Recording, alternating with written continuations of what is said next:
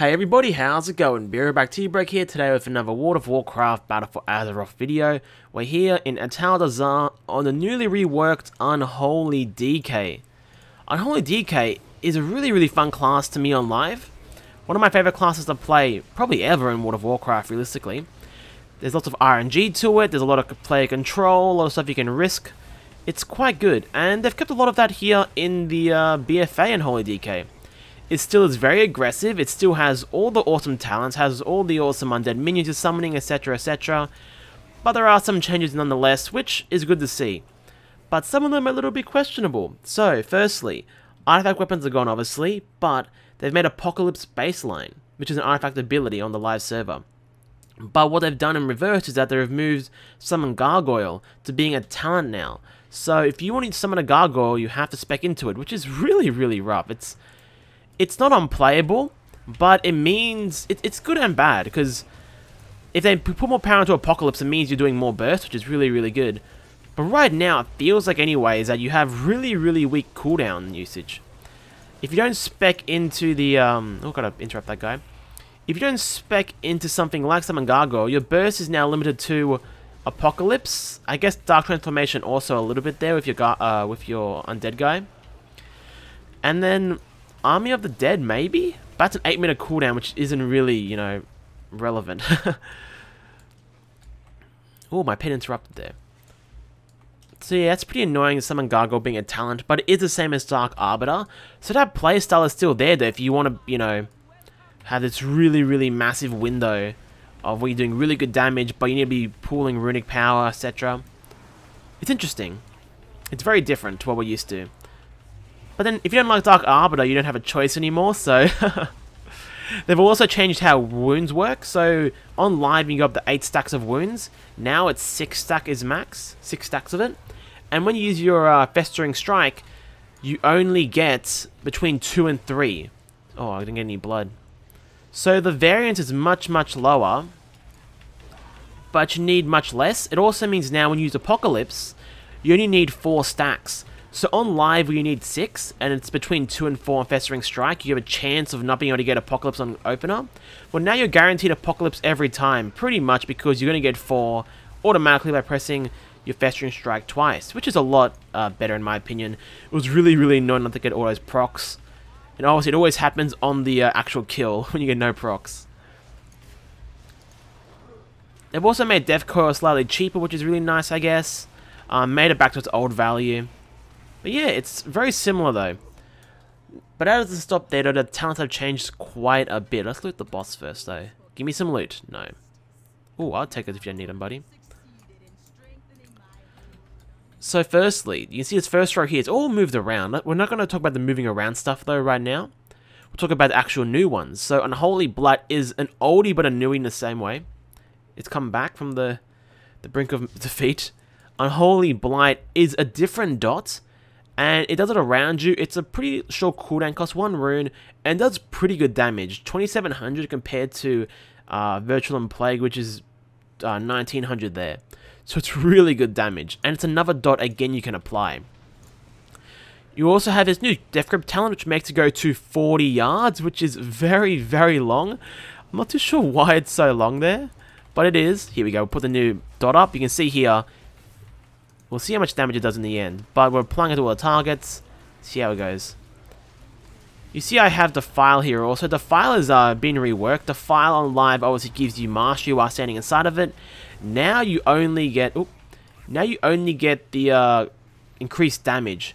But there is also you also get this really weird lower cooldown on it also, so you get to use Death and Decay or the file really more often, which is really nice to have. We need a Purges to do it. Destroying remaining eminence. Oh, reanimation totem over here. There we go.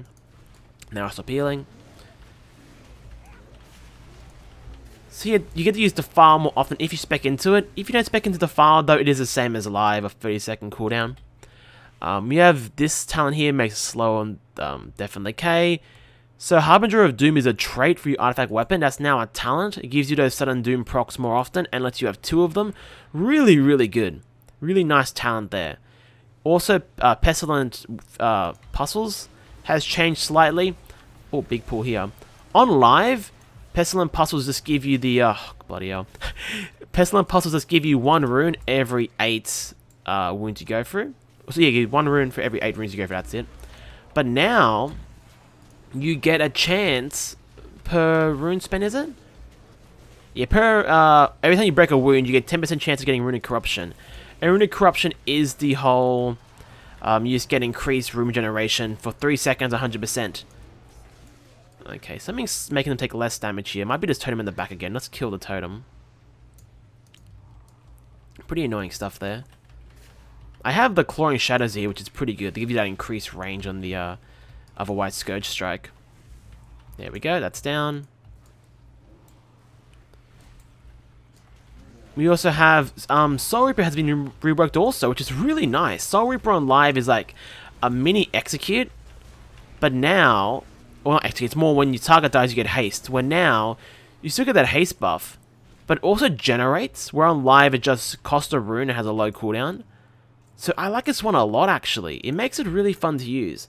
Also generating runes is always really nice, a bit more consistent than say a Harbinger of Doom. Does really good damage also. It's your hardest hitting ability by far, which is really nice to see also. Also, Wraithwalker is now a talent, which is pretty annoying. Death Pact is back there, which is really cool. I really like that a lot. Let's spend some runes here. Then more Apocalypse. We'll use our Soul Reaper here. There we go. Let's just punch this guy a bit. Oh, actually, we should be killing the totem, shouldn't we? What am I doing? We're supposed to all our cooldowns there. Oh, God. I wonder if it's worth... It must be. It must be worth using Unholy Blast single target. Like, it does so much damage. Cool. So that's all dead now. Wasted all my cooldowns into a boss, which is healing to full life every second, practically. Anyway, we'll be okay. Nice, easy little boss here. But you can see, like, we have a lot of cooldowns as the Unholy DK now. Lots of little ones. You see everything's kind of ticking here. There's nothing major. Like, the longest cooldown you have is Army of the Dead, which we're not going to count because it's way too long. It's like once a fight, really. But something you'd use multiple times in a fight, the longest one is Apocalypse at 1:50. Or 1:30, really. So, it's quite cool in that regard. I feel like when you play live version of Unholy DK, it's very bursty. It's very much about getting the Arbiter out there, the legendary shoulders and everything, and just doing tons of damage. Where now it feels like I'm doing a lot more damage all the time, which feels more unholy to me. It feels more like you're, you know, a Death and Decay, you're really pulling people down for your diseases and whatnot. It'd be like an Affliction Warlock does, which is really cool. I like this playstyle much more than the live version. Even the live version I like a lot, this version is more fun to me personally. But both do work and both are fun. I need a bit of help here, boys. So, we have here, Epidemic has been reworked. Epidemic on live is a rune cost ability. It's very awkward. So it costs you a rune to use, and it has a cooldown, but it has 3 charges. Where now, it costs runic power, but does the exact same effect where it flares up the people who have Outbreak or Virulent Plague on them. Which is interesting, pretty cool. It's obviously a more aggressive way to generate AoE damage, but it's on the same line as Defile. You also have Pestilence here, which makes it so you Death and Decay can apply Festering Wounds. But that's pretty crap unless you pick up Bursting Swords, which is the same as Live, except they've nerfed it slightly. So level 100, this is some really interesting stuff here. So, firstly you have Army of the Damned. Army of the Damned makes your Army of the Dead cooldown lower every time you do a Death Coil, and makes your Apocalypse cooldown lower also. So you get... Oh, can we spec into it? That's on cooldown, crap. You get to use a lot of Apocalypse, a lot of Army of the Dead. It feels like I'm playing Tomb of Sargeras nearly, in terms of how many procs I'm getting, which is really nice. Oh, interrupts. There we go. You can grip these also. Grips don't actually interrupt anything anymore. They cast again straight after.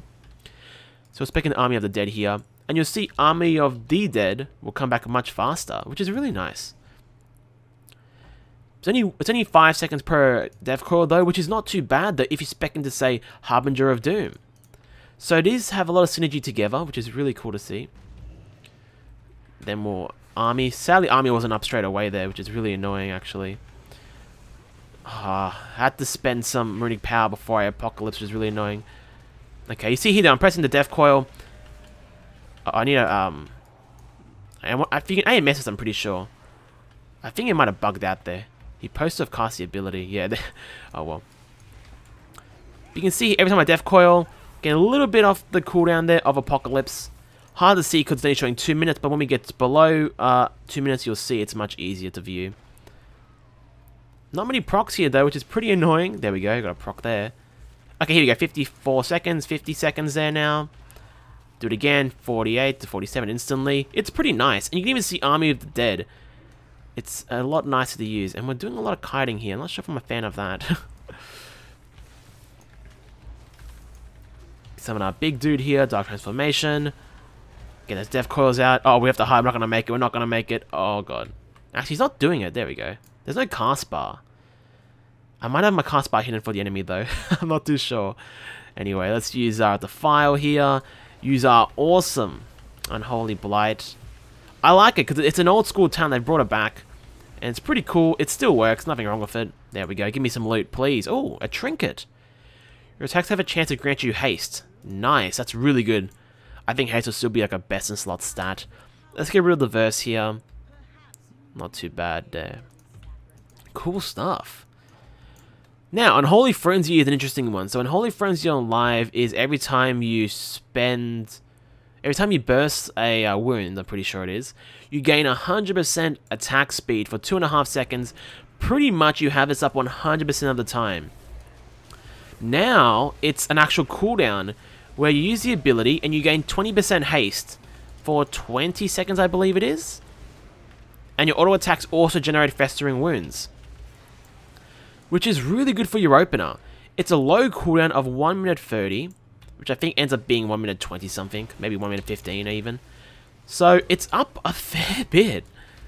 It's not bad at all. Let's get some more wounds on these guys. Applying wounds is still pretty annoying. I guess I could spec out of the file, but the file does a lot of damage, so it's like, you win some, you lose some. I think that's one thing I like about Unholy so far. It feels like I can do a lot of builds here, a lot of options to play my class. Will they be balanced? That's, you know, always up the question, but so far I can see a lot of playstyles here and a lot of synergies. Something like, as I said, Harbinger of Doom with Army of the Damned work together really well, but Bursting Swords with Pestilence works really well also, plus Unholy Frenzy. It means you can put down your Death and Decay, which gives you the wounds. You can auto-attack while Unholy Frenzy is active, which gives you all the free wounds also. And just go to town while bursting all the swords. Uh-oh, we're feared. And last but not least is the Gargoyle. As I said, it's same as Dark Arbiter, pretty much. I think it's less runic power bonus now. I think it's 2% per every 2, where it's lower now. Something like that. It is the Gargoyle animation, but you can spec into it at your class auto haul to change it back to an Arbiter if you're really, really keen. Or, I guess it's a Valkyrie, technically. So let's just read talent here quickly. Even Fever's still here, slightly worse. But I think that's like a go-to talent. It's so easy, you can't mess it up. It doesn't cost you any runes. We're going to also spec into... Army of the Damned's like not that good on a boss like this. Because I'm probably not going to get my Army of the Dead back either way. So let's spec into the Gargoyle actually. Let's go Gargoyle last time around. Let's pick up Soul Reaper. Even Fever, there we go. Cool. A bit of this, a bit of that. I'm going to generate some stuff first. And then I'm going to use my Gargoyle because, as I said, it is Dark Arbiter pretty much. Oh, it's on me. That's fine. I just use AMS there. Pretty sure it works. I don't know if it does. Keep spending my runic power where possible. Need to use some more Festering Strikes. So we need to move this also. We're getting a lot of damage taken here, amigo. Gargoyle's right there. He's really low to the ground for whatever reason. Oh, can I survive this? I think I did there. There we go. Summons this little dude also, and this dude runs into the boss, and after you have to kill it before he reaches the boss. That's why we took a big chunk of damage there, but it was okay in the end. Man, I haven't got any Azeroth pieces yet from these dungeons, and everybody's rocking them, I swear to God. I've done so many dungeons now on the beta. So, let's check out overall damage. I'm kind of interested to see how it broke down. Oh, this is overall. Okay, oops. Sorry, let's look at the boss actually real quick. Ooh. See, look at the Gargoyle. It's the same as live in that regard. So it's really a massive single target talent. Carrying Grinder is my pet there. Death Coil, melee, Festering Strikes. That's very interesting to see how much my pet's doing there. One thing I didn't show off is All Will Serve. All Will Serve summons another pet, same as Live. But currently that other pet does really bloody good damage. Maybe about half of your normal pet. So you can see here, that'd be a fair amount of damage really. And that's only the melee attack. He has a claw somewhere down here. Oh, that didn't do too much damage for whatever reason. Here we go, sorry, sweeping... Oh, bit of a burp. Sweeping claws here. So that's some pretty good damage there with your pet. Pretty high. If you know the Gargoyle damage, it's a bit skewed, but not bad at all there. Obviously my pet was probably empowered the whole time there, Dark Transformation, but no, still remains, it's really, really good. Overall, my damage would have been, yeah, look at the Plague there. Virtual Plague does a lot of my damage. Really, really nice. That was without Ebon Fever, by the way. Ebon Fever makes it so I do 15% more damage flat, and because the damage over time is halved, I'm doing full damage over half the duration plus 15%.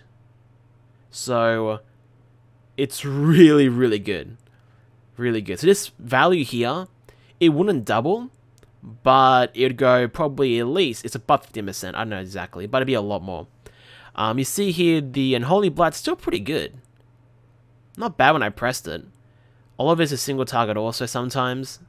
But I don't know if it can compete. Obviously numbers aren't fully balanced yet, but yeah, it's not too bad, I'd give it. Not too bad at all. Maybe if you could keep it up longer, because that's the thing, this is 100% uptime. Average damage 335, 84% uptime, there you go. Compared to 20% uptime. So if you time this value by 4, which would give you 80%, you can see the damage would be much higher. But the uptime's just really, really low. Which is a bit disappointing, I guess, in that regard, but nothing you can do about that. Virgin Plague, the actual initial cast does a lot of damage too for some reason. I mean, why is it like that? Maybe it's just the spread initial hit, not too sure. Cloaking Shadows is my filler spell, pretty much, costs 1 rune. It's Scourge Strike, except I've spec'd into it, which makes it do full shadow damage, which is more damage than a normal Scourge Strike, because Scourge Strike naturally does physical and shadow, where specking into this is full shadow, which is much, much better. It means armor does not mitigate it. Okay, I have 2 pets.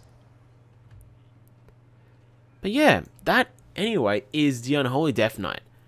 I'm quite keen on DK after seeing this. After playing some Blood, after playing some Unholy, it's looking pretty good. Frost will be the one which will have to dictate if the class is something I really consider. Because DKs, generally, you pick whatever's best. You don't go, I'm an Unholy Purist or anything like that. So if Frost is really boring, it's kind of hard to choose. That's why, for example, I'm not too keen on Hunter right now. Unless I can really change BM, which they won't, because BM is meant to be simple. So we'll see how I play that for the DK. But yeah, thanks for watching, guys. If you enjoyed the video, make sure to like, comment, and subscribe. And I'll see you guys next time.